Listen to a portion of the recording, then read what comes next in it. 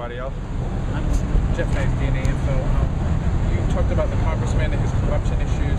You've had a couple of things you dealt with in the past, Yes. with the DWI and everything. Yes. How would you respond to people that say... Sure. The fact is that I have never, ever been accused of any corruption. Never will be. The fact is, I've made some mistakes. Everybody does. No one is perfect. But my mistake was one night of having maybe one too many, if you will, so to speak. His mistakes have been a pattern of years and years and years of abuse, of disrespect for the laws, of thinking that he's above it all. And no one is above the law. And that's why we are here to ask him.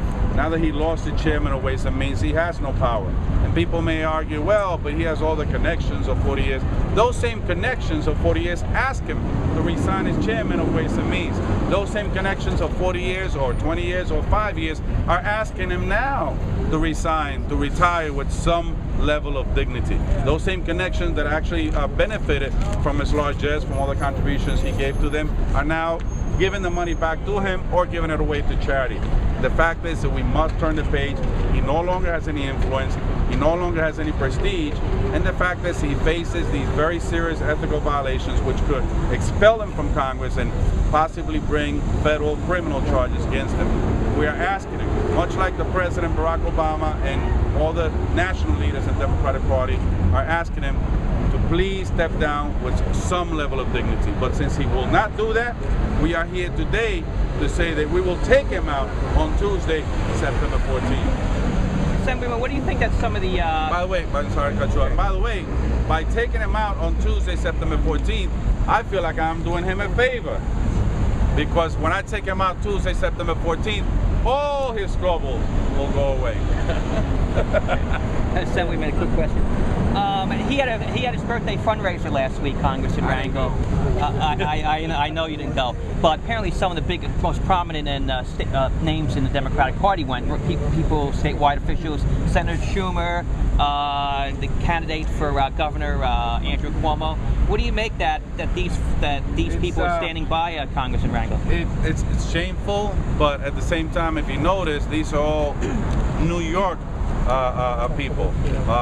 In fact, all the members of Congress from the New York delegation, I don't know if anyone was there, and not only from New York delegation, but from around the country. No national leaders were there except New York electeds.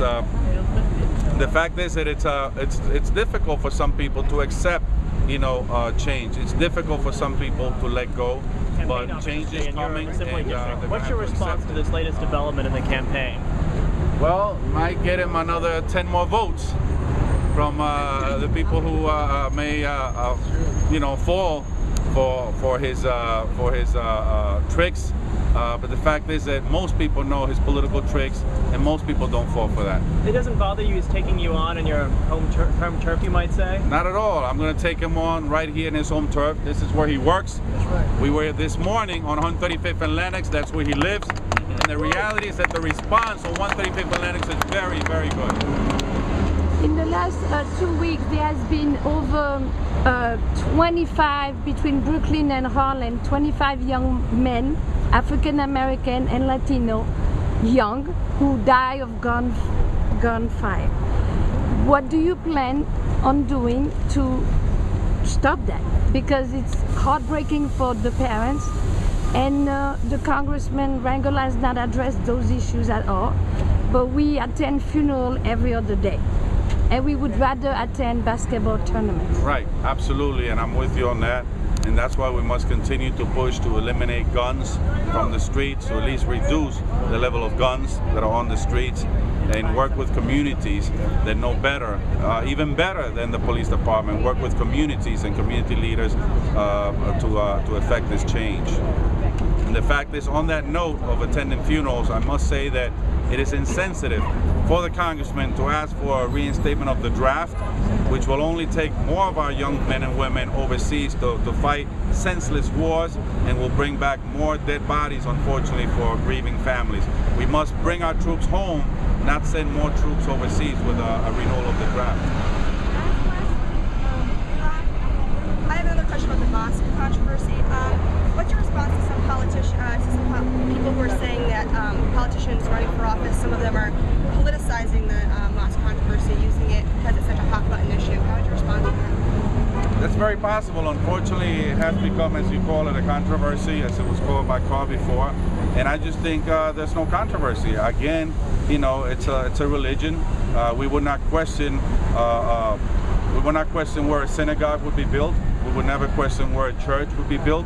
Although it has happened in the past in other areas. I understand way back over 100 years ago when St. Patrick's Cathedral was built, it was a huge controversy, but it was built, it was the right thing to do. And again, I guess, you know, some people have a problem with Islamic faith. That's too bad, because the fact is that it's a religion practiced by many, and there is nothing wrong with the Islamic religion. Change is coming. Change is coming. Change is coming.